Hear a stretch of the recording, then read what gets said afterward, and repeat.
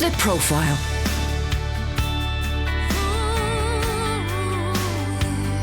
You're listening to Premier Christian Radio.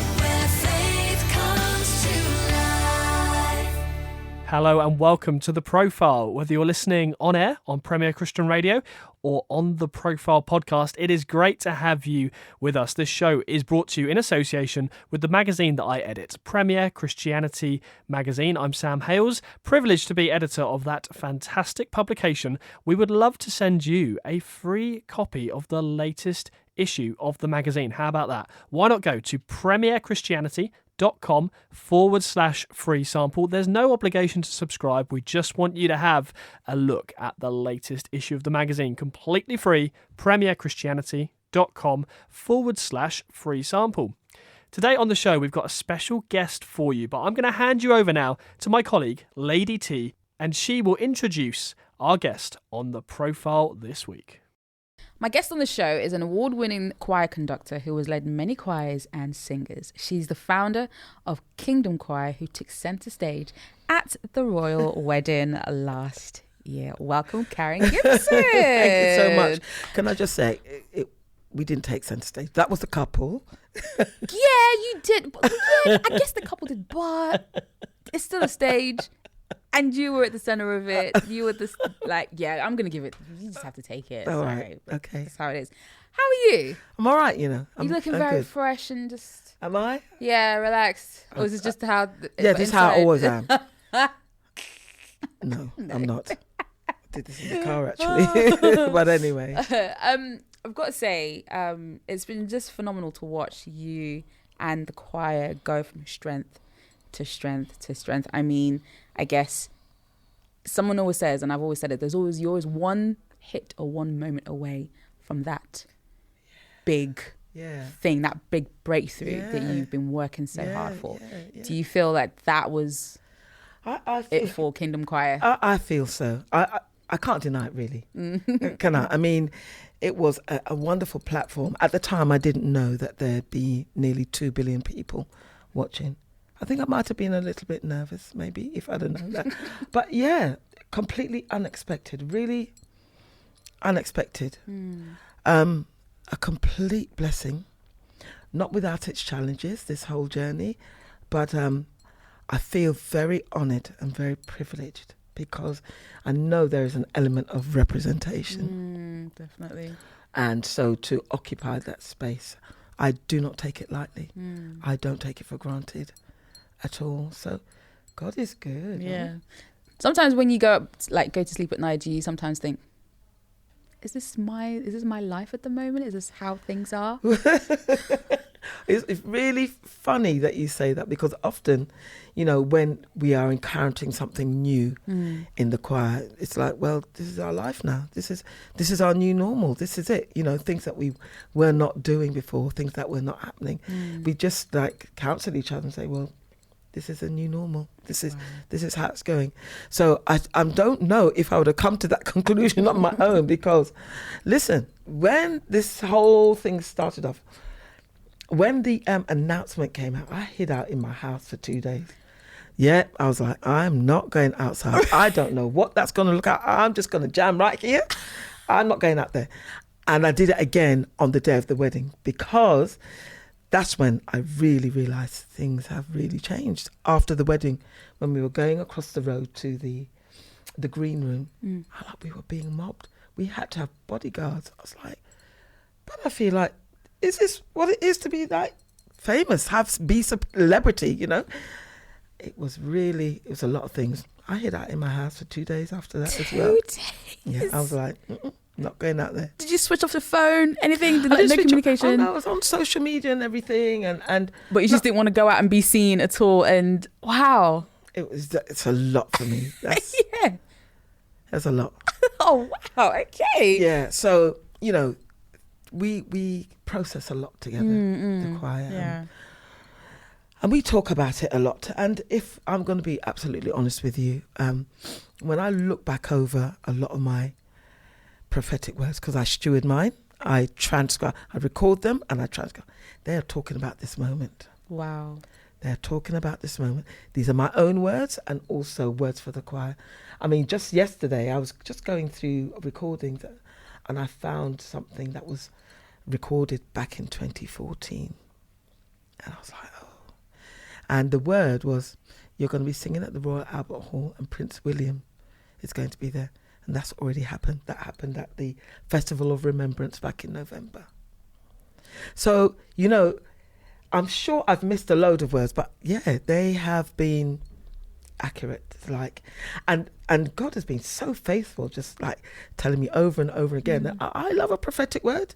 And, I'm like, oh, that's really nice. And I'd be encouraged and I'd forget about it. But then when I look back and see how often he was saying, get prepared for this. This is going to happen. This is going to happen. It's going to happen from so many different angles and people. And, it's amazing. God is a promise keeper. Yeah, definitely. It sounds, I'm just like, okay, T, start speaking it, start believing it, declaring it. Okay, that's I'm going to do that for sure. So when you get your words, really put a stake in them, put a stake. Definitely. And declare them, receive them, and believe. Yeah. Awesome. Has music always been something that has been in the blood since when you were younger, or was it something you developed later on in life? Very good question, because I don't know if it's in the blood. If you hear some members of my family sing, I could not claim that. It's in the blood. Okay. But we thank God for them because they're amazing. But my mum actually sent my sister and I to piano lessons when we were 8 or 9 or 9 or 10, one or two, to keep us out of trouble. I thought it's because she saw that we were really talented and precocious, but no, she wanted to keep us out of trouble. So I started the piano. We both started the piano then. My sister moved on to the clarinet. I moved on to the oboe. And so I didn't actually mean to be a singer at all. That was kind of accidental. What happened was the Winans brothers brought out their debut album. I think it was 1980. Oh, wow. Or 1981. Now, remember I said that I played oboe and my sister played clarinet. So we had two of our younger friends who went to the same school as us, Elaine and Sharon. Elaine took up the bassoon, which she really can't play to this day. And Sharon took up the clarinet. And then Colette, another friend who went to our church, was playing the clarinet. And we formed a gospel wind band called Windsong. Oh, wow. Yeah. So that group there then became New Dawn. And that's how I started singing, because of the Winans, The Question Is. Wow. So that's the potted history. And my stepsister then joined. And we were a six-piece a cappella girl group that went round the churches singing. So you used to go around churches and actual perform? Yes. Wow. Yes. Actually, somebody on Facebook has recently commented on a video that we have of us singing in 2013 at my stepsister's wedding. So you can find it on there. You'll see us singing. Yeah, but that's how I started in music. Then Noel Robinson came into the mix because he's from the same church, which is Prophecy, and he took us under his wing and got us involved in the district choir, which is the mass choir for London. So that's how my choir education started. Gosh. Because of him.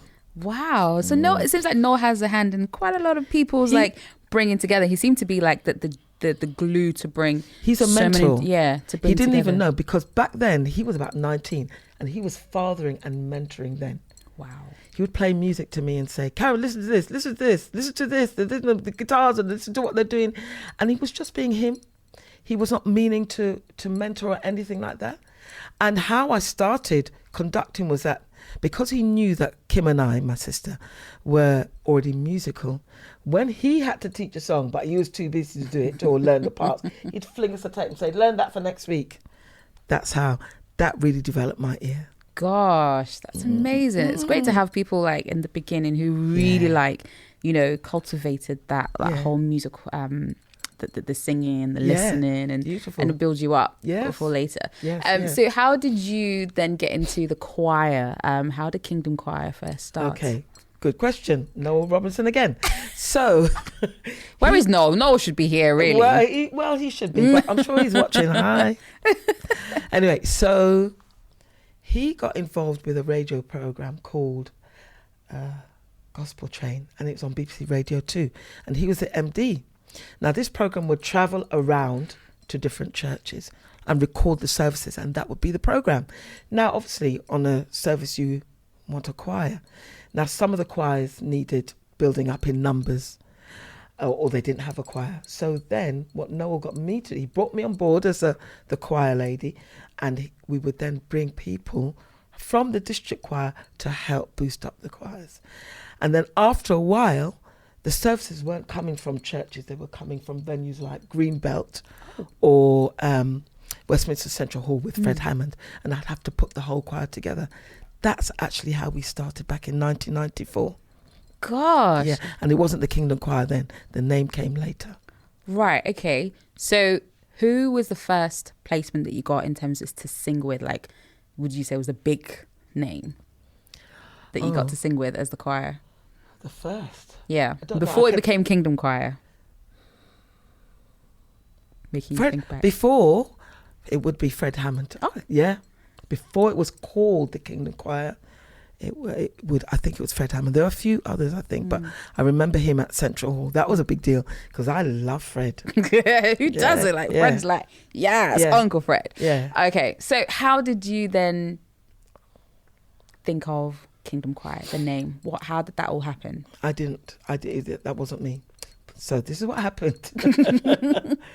I got a call from Songs of Praise, and they said, "Oh, we've heard of your choir because we've been doing a lot, but we didn't have a name. We were the gospel choir host, the gospel train host choir. That's who we were." So BBC Songs of Praise rung me up, and they said, "Oh, we heard of you, and we'd like you to come and sing at our 35th birthday program." I'm sure Pam actually was the orchestrator in that. I don't know if she was the orchestrator, but I'm sure she was the presenter on that program. Oh wow! I'm pretty sure she was. Anyway, so the producer Diane Reid said to me, "So what's your name then?" I was like, "Oh, we don't have a name because we'd been the host choir." And she said, "Well, you better get a name by tomorrow." So I could not think of a name for the life of me. But that night I went to bed and I had a dream, and I dreamt of the name the Kingdom Choir. And I didn't even know what the Kingdom was then. I didn't really like the name, but I couldn't think of anything else. So when they rang me the next day, I had to give them the name the Kingdom Choir. Wow. And that's it. That's it. Just like that. That's the Lord, I'm telling you. Yeah. And now the world knows who Kingdom Choir is, for sure. Yeah. So now that, the choir is going and established, did you have any fears at the beginning with the choir? And, what kind of struggles did you encounter? Because doing that together, you'd have some kind of struggles. Like, everybody goes through struggles. What were yours? The struggles, would I call them struggles? I would say the challenges, because because I feel that this thing has just opened up, regardless of me. This is not my intention. It's jolly well not my idea. That's all the Lord's.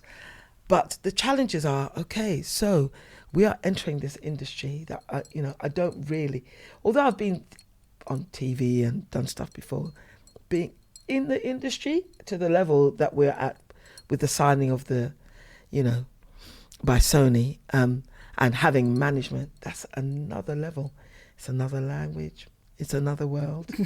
And so that has brought about its challenges, understand what the protocols are, and having to do things in a different way, and leveling up really in a whole other way, bringing a company of people along, encouraging everybody, making sure that, we're all seeing the same thing, we're saying the same thing, believing for the same thing.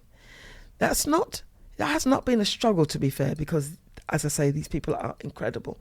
But, we almost have to always be one step ahead to see, to how we're going to manage this, how we're going to do that, because, things do present themselves, Yeah. And where there's people, whether it's within the choir or outside the choir, there's always going to be things that you're going to have to navigate. So it's, making sure that everybody's still, takes ownership, everybody feels valued.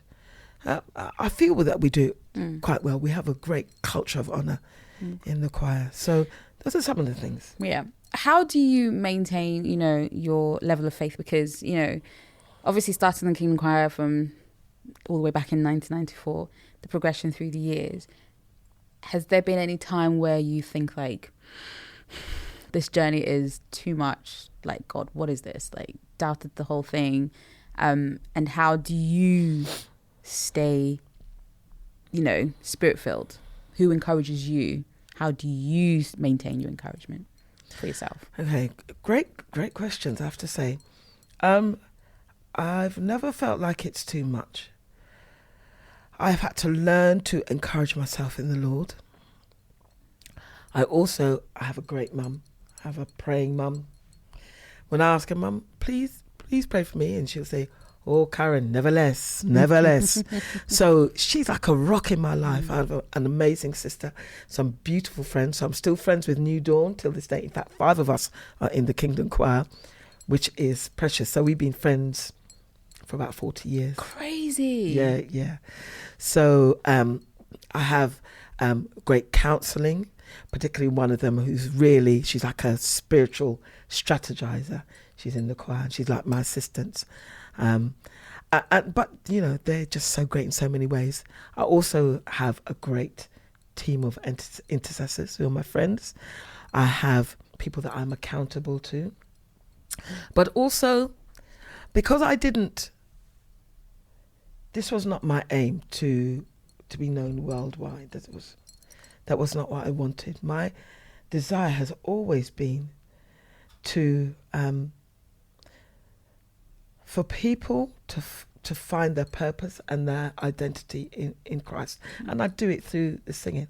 But also, I've always had this thing about wanting to leave a legacy in people's lives and to understand that actually the young people that I was surrounded by, that my ceiling should be their floor. So they launch off of what they learned from me. That's their platform, and they do bigger and better and higher. So that's always been my thing. And I think it's because my mum is 81, but my mum to this day talks about her teacher, Mr. Henry. I've never met Mr. Henry. Mr. Henry, I think, died before I was born. But she's never forgotten this man and what he planted in her. And a lot of her principles come from Mr. Henry. Oh. For the children that I have taught, the young people, I've always wanted that, to leave something that was, rock solid in them. Some purpose, sense of identity, moral character, something that they could take forward into their lives, something that will shape and guide them. And some of them have said, when I've been thinking about this or that, I could hear your voice in my ear. I'm good. If it's going to grow them or take them onto somewhere that's great and brings them into their destiny, then that makes me happy. So I've always been able to say, well, this is hard. So before this journey, this is hard and I'm tired.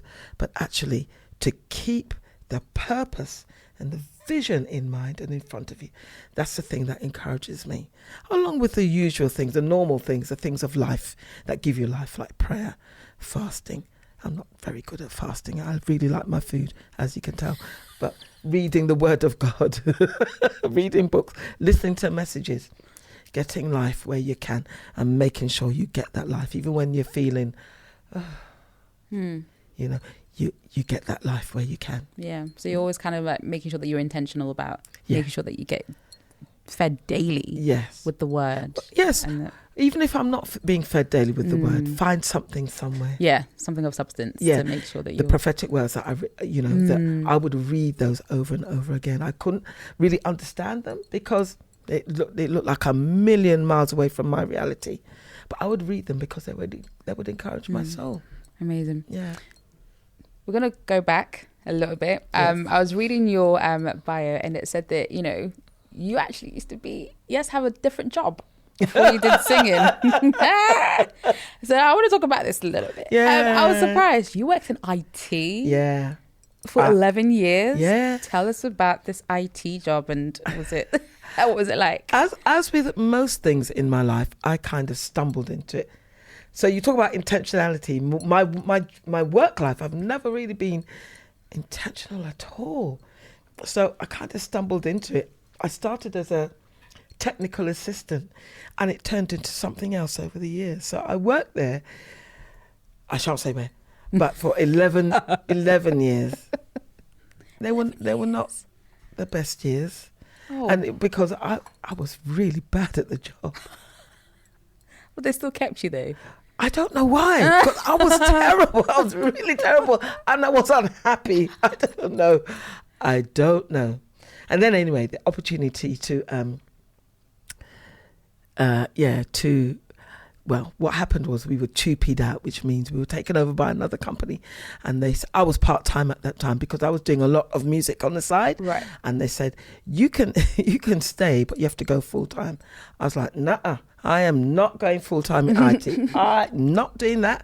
So I took the little redundancy money and I ran. Wow. Yeah. It's like that. Like, thank you, Jesus. Yeah. Like, yes. I didn't know where I was going. I didn't know what I was going to do. I had no clue, but I never forget. One colleague said to me, and I'm pretty sure she didn't particularly like me, but she said, "You've got a good future ahead of you." I don't know why she said it. She was, anyway. So, yeah. And so 3 weeks later, I was asleep in my bed because I had no job. And a lovely lady by the name of Tina Brooks rang me up out of my bed. And she had me into her school to lead a workshop previously. And she said to me, Karen, can you come and cover this class? One of our teachers hasn't come in. And I said, but I don't know how to teach. She said, oh, don't worry about that. We've got lesson plans. I was there for 8 years. 8 years? She left me there. She went off and had 3 babies. Left me in the school. 8 years. But what encouraged me about that, and the reason why I tell that story, is because I'd have a word from a lady at RUAC who said, I see you being a mentor of young people, particularly of young ladies. And that was the beginning of so much for me, working in the schools. Gosh, so a lot of things were just being planted for you to look back later and think, I say, makes sense now. This is why this is here. Absolutely. And whatnot, which is great. Yes. All right, so let's talk about the moment Kingdom Choir exploded onto the world stage. I mean, you've been going for so many years, and you tour. You'd go to like other countries and minister in churches and workshops. Which has been your favorite place to do workshops?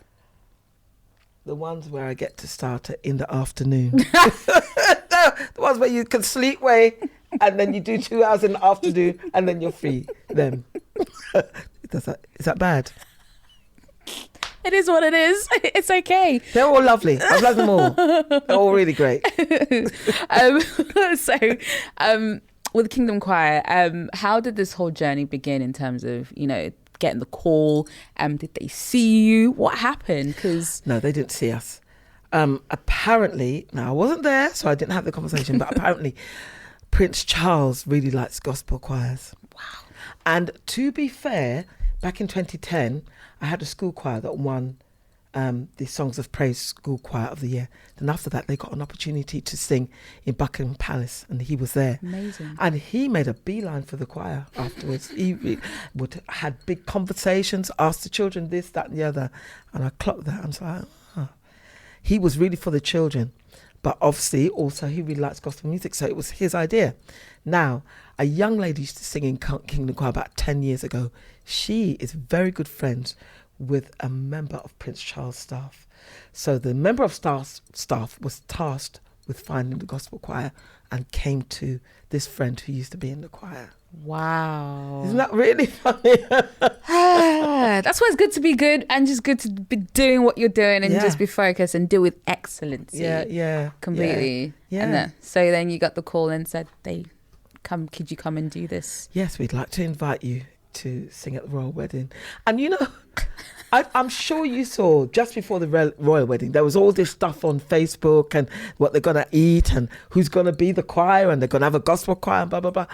And you dream about that, don't you? You think, wouldn't that be Wouldn't it be nice to be part of that little, the set list of all that kind of stuff that's happening? Wouldn't it? Yeah. So when I got that call on the bus, I was like, you're joking, right? That's what I said. That was my response. Really nice, right? And they just went silent. And that's when I knew They're not joking at all. This is real. Gosh. This is real. Wow. And did you get to meet, I guess you got to meet them and the couple and just talk about what they would like and what were they like in terms, and were you scared? Like, I mean, you'd met Prince Charles already. Yes. Right. So I guess that's okay. But then like Harry and Meghan are a completely different level. Like, were you a bit scared or like, okay, I hope I don't say anything silly or, Well, of course you don't want to say anything silly or say anything that goes against royal protocol. Right. So I guess I was nervous, but not in the fluttery way. Not that way. You just want to do well. But actually, they're the loveliest people, most down to earth, and just really nice. You know, they gave us tea and biscuits and you had water. We were all trying to watch our weight at that point, so not too many biscuits. But they were really nice. I feel like they're a power couple. That's how I feel. I feel that they're going to do good things. They're already doing good things. Premier Christianity magazine. In this month's issue, Another street preacher arrested. A nurse sacked for sharing her faith. Many are asking, is secularism on the rise? And if so, what should we do about it? Plus, we interview Christian Concern's Andrea Williams, the worship leader Lou Fellingham, and the woman who survived the Rwandan genocide and learned to forgive her enemies.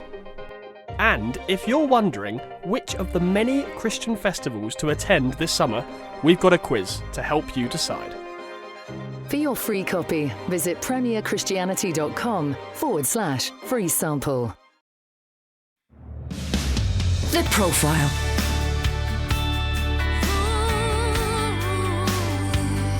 You're listening to Premier Christian Radio. Welcome back to The Profile here on Premier Christian Radio. On this week's show, Lady T is in conversation with the director of the Kingdom Choir, Karen Gibson. Let's listen in to the second part of their interview together. After this whole the royal wedding and on the day, what was your preparation like in terms of like the day? Because you're about to sing at Harry and Meghan's wedding in front of the whole world. Like, what did you guys do as a team to be there for one another and encourage one another? Because that's like a scary thing, and nerves can get the better of you in this situation. Well, in the run-up, we did a lot of praying. A lot of... for us, it was like an assignment. This was something actually pointed towards... We'd had words, so it was kind of, really, this?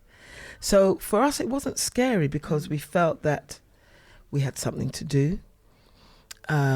We got our intercessors. A number of us in the choir have our own intercessors, so we got them to really cover the whole thing in prayer.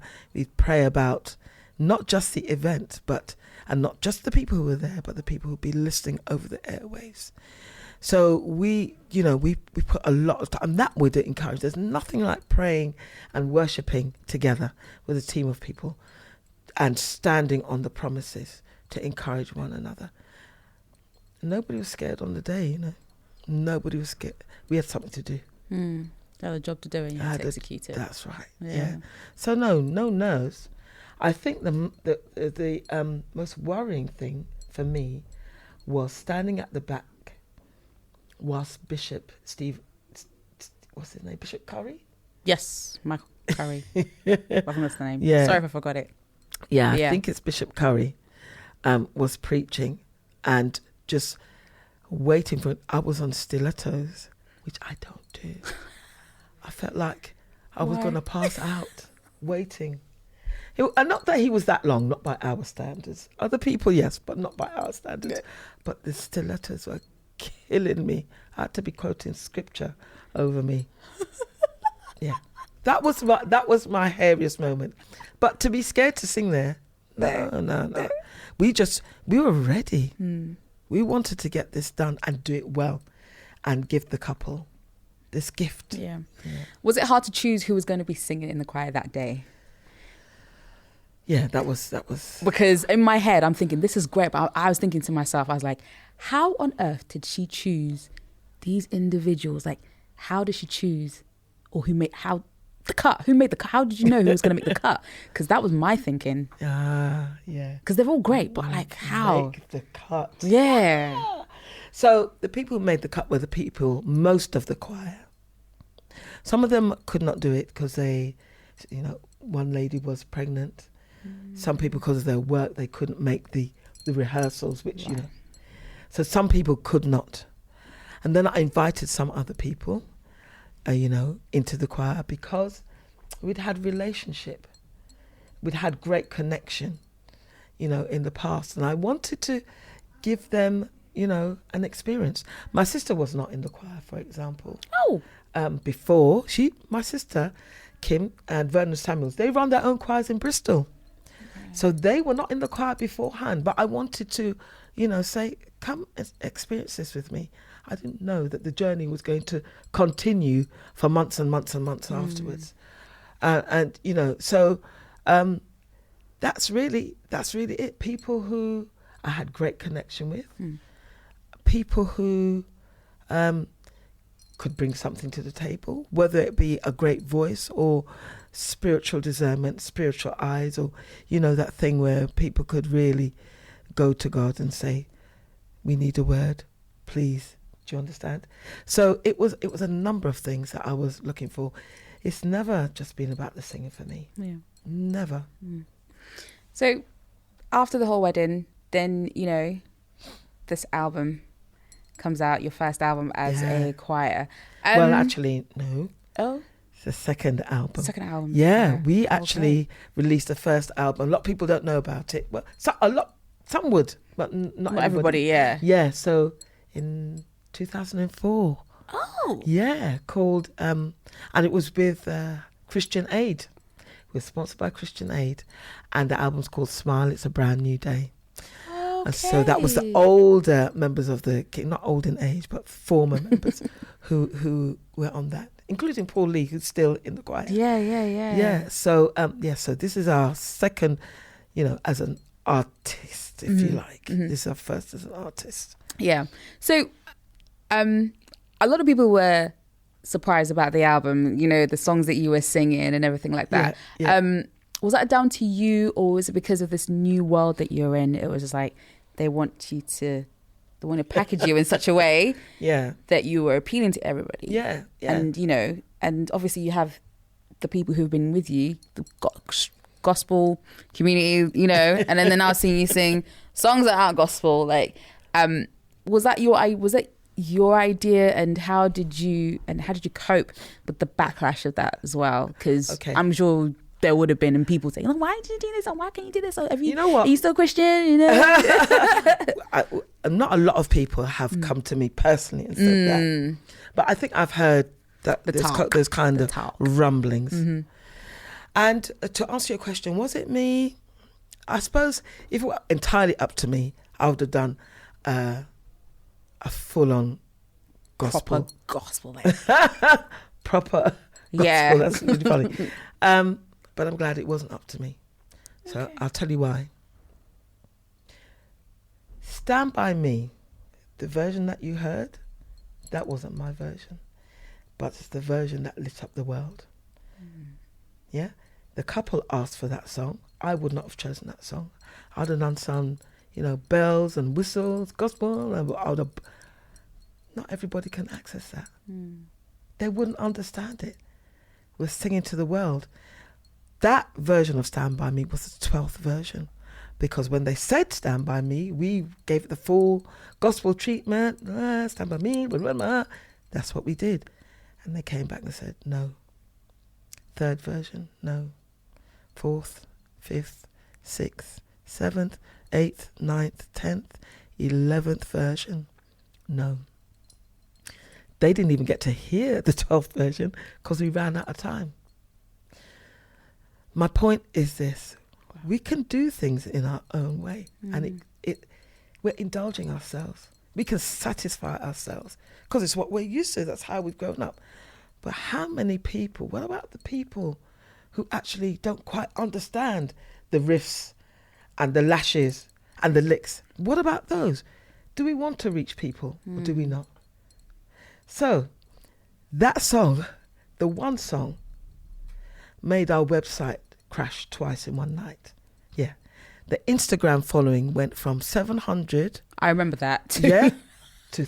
From the Friday. I can't believe it. To 35,000. I can't believe it. Now, if we had done what we wanted to do, would we have had the impact? I think no. Yeah. It taught me a huge lesson because I was coming in with my gospel girl pride and my gospel girl knowledge, and this is our music and let's sing it how we want. No, Karen. No, God said. Learn a different way. You want to impact the world. That's what you said, Karen. This is what's going to do it. Not your way. And so now by the time the album comes around, I'm like, I've got to learn my lesson here. And go in low, go in with a bit of humility. It's not always going to be the big licks and the big this and that's going to touch people. And to be fair, Lady T, the testimonies that have come back about that album. Okay, so it's not what the gospel community might be used, but there's a huge lesson about what maybe we could be doing to reach the more, to get the more.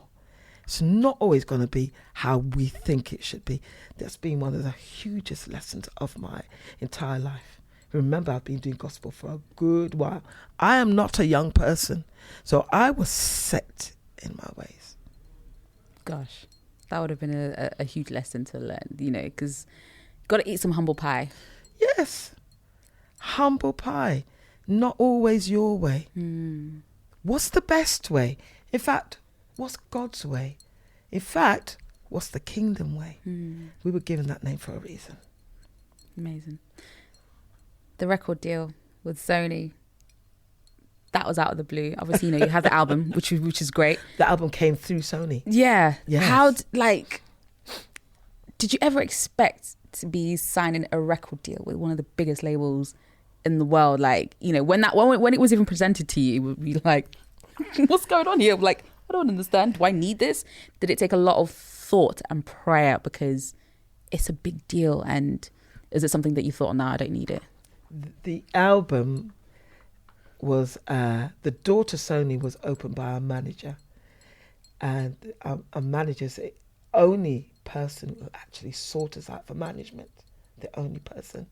Now, I won't mention his name because a lot of people in the industry said, we're unsure. This is what I was getting back. But I thought, let me just see for myself. And this man just opened so many doors. I would have never... I remember way back in the day when I was singing A New Dawn. And Noah was like, you should make an album, you should do this, you should do that. And the six of us, we were just these young girls who just loved the Lord. We just wanted to sing for Jesus and not for money. And I kind of carry some of that. I was never going after a record deal. That was not me. But this manager, this man, he's gotten us through all these doors and has brought about so many opportunities that I would never considered. But it's all for a reason, It's all for a reason. And what it's doing is introducing people to gospel. People who had never even thought that gospel was a thing. They were not even aware of that there's this whole music that actually brings life and joy and peace and hope. And so you say that the songs on the album aren't gospel, but actually they are songs that bring about life. And we have the testimonies to say that people have. One woman said, my mum loved your album and she would play it often, all the time. And your music was the last music she heard before she died. People talking about having encounters on a plane or, as they're washing the dishes or just the most incredible things. I could send them to you. They are amazing.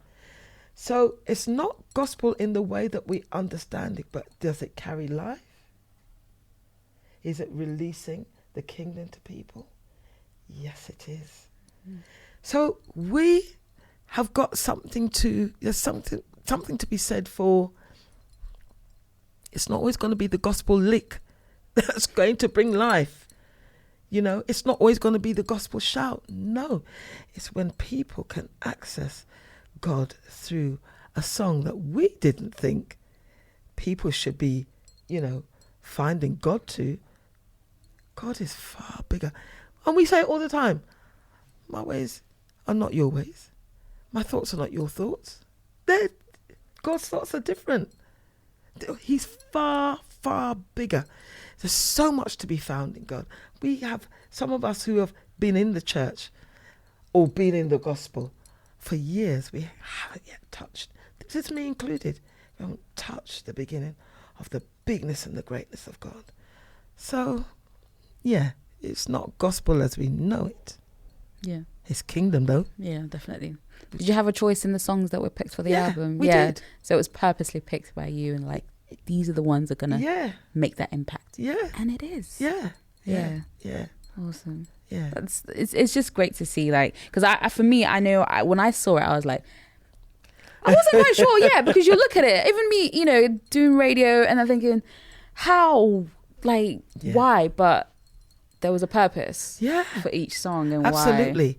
Why. The wedding really taught me a lesson. And to be fair, when because I'm that gospel girl, when they kept, you know, saying not that version, pare it back, strip it down, it would be like a sigh. That was a real challenging time because it was so far removed from what I wanted to do. And when we did that final version, it was so plain. It was so simple. I was embarrassed. I was like, the gospel community are going to laugh me to scorn. That's what I thought. When that version, because it wasn't gospel as I knew it. There was none of the licks or the lashes or the riffing up. We just had to do it plain. But I felt that spoke more. That spoke more than even the original or whatever because I felt like, I don't know for anybody else, but listening to it, it was almost like this, like, it's not haunting, but there was just something about it that was just like, you felt it, you were there, and like, you know, if someone was married or with someone, they would feel like, God, I love you. Like, just listen to that. I love you. I don't know what the song is doing, but I love you. You know, so it had that kind of like, there was something about it. That stripped back feeling was, and it doesn't always have to be like. Yeah, but I didn't know that until afterwards. I was going in with my gospel understanding. So that taught me a lesson about what this album could be capable of. Yeah, definitely. So now you're about to go on tour soon. Yeah.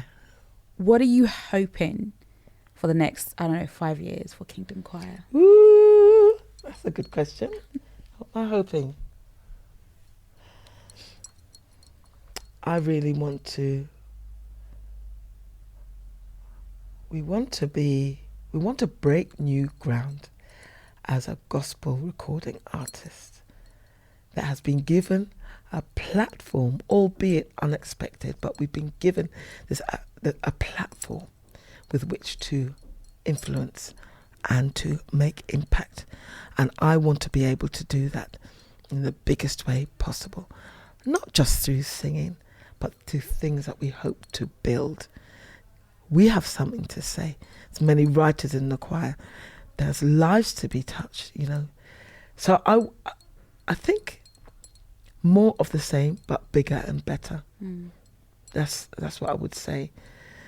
We want to be able to continue. We want longevity in this industry for good, to touch people's lives and to reach people in all levels of society.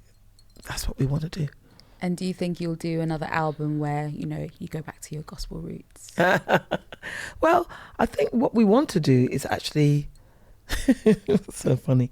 We want to do kingdom. We want to establish a kingdom sound. That's what we really want to do. A kingdom choir sound that is a kingdom sound. The sound of the kingdom, where you find love and joy and peace and hope and redemption and reconciliation. A sound that actually goes straight to the spirit. that's the album that I want to release, where lives are changed. They hear a song and their lives are changed. And it'll be more our sound. Yeah. I'm very proud of the Stand By Me album. I think it's a great body of work.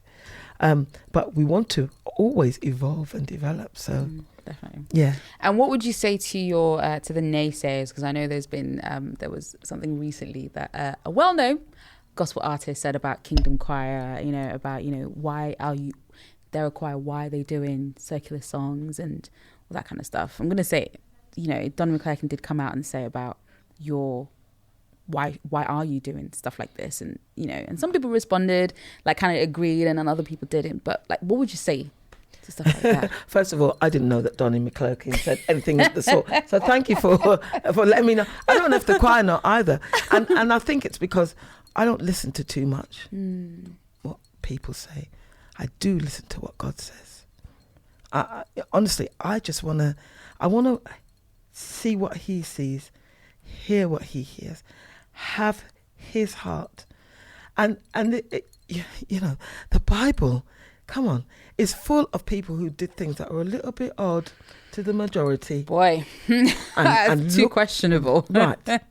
And then look what was, what they reaped because of it.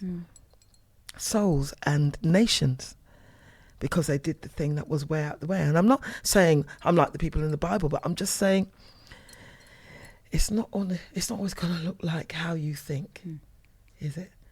I mean, Stand By Me, it was not the song that and definitely not that version, but it's given us a platform, and I mean to use that platform in the way that he says, but it's not anybody else. So 2018 was a phenomenal year. I mean, Kingdom Choir, literally in front of the world, literally. And you're about to go on tour this year. Yeah, we're doing our UK tour, our first UK tour. It's exciting, it's daunting, it's overwhelming, it's a blessing, it's so many things.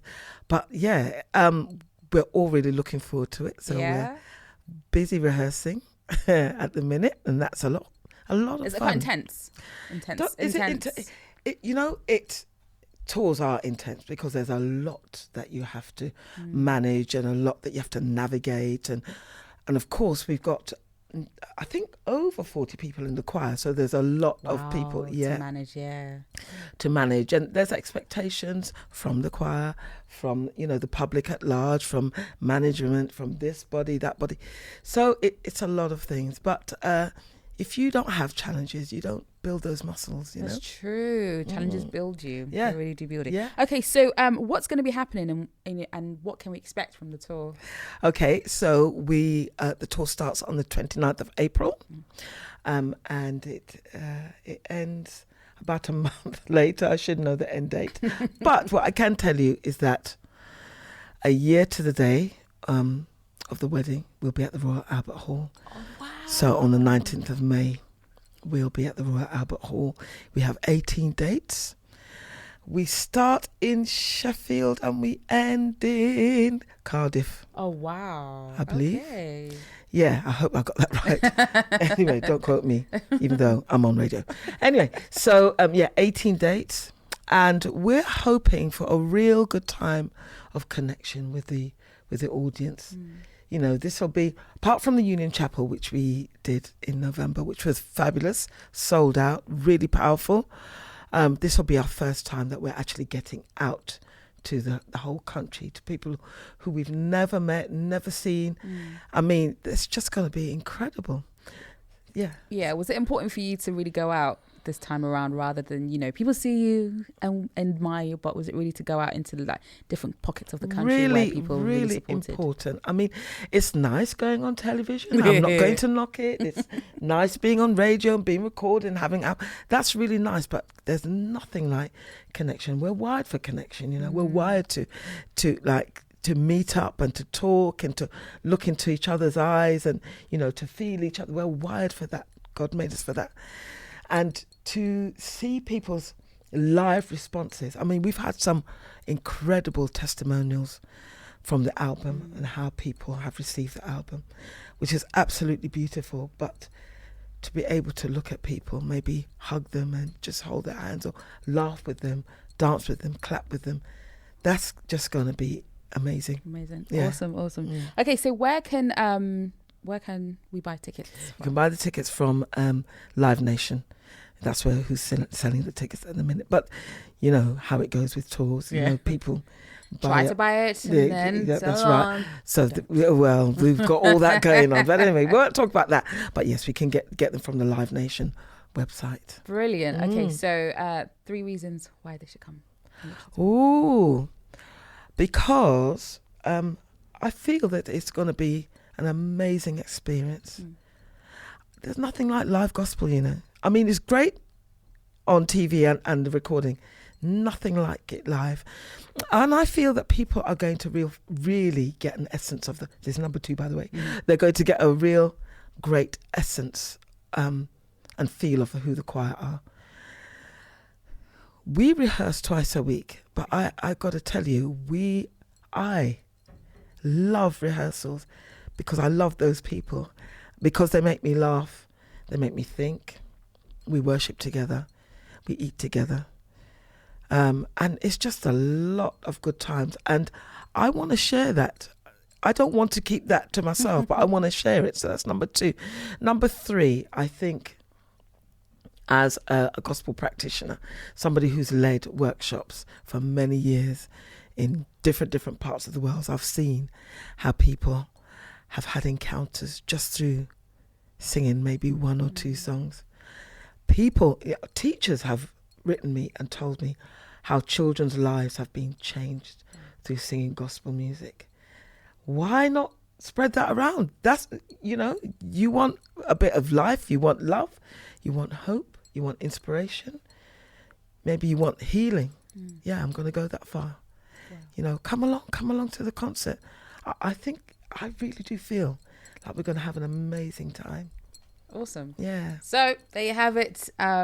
Kingdom Choir on tour starting the 29th of April. Make sure you get your tickets at Live Nation. Yeah. It's been an absolute pleasure speaking to you. Thank you. Just the journey of, you know, the choir when it first started, your life and the future for Kingdom Choir. Just thank you for, you know, it's not easy to take such a mantle and then take it out to the world. I'm sure there's fears, but you know what, everything is possible with God. So thank you for blessing us. Thank you for showing us all that you continue to do and taking us on the journey with you. You're so welcome. And it's been a pleasure. Thank you. Having you. Thank you for having me. Thank you. You've been listening to The Profile here on Premier Christian Radio, also available as a podcast. If you want more details on that, just go to premierchristianradio.com/The Profile and you'll be able to access past episodes of this show. A final reminder as well that you can request a free sample copy of the latest issue of Premier Christianity magazine. That's the UK's leading Christian magazine and it sponsors this show and makes it all possible. Why not get yourself a copy completely free of the May issue of Premier Christianity magazine? The link one more time is premierchristianity.com/free sample. I'm Sam Hales and you've been listening to my colleague Lady T in conversation with Karen Gibson from the Kingdom Choir. Really hope you enjoyed that conversation. We'll be back at the same time, same place next week for another great interview. Until then, have a great week.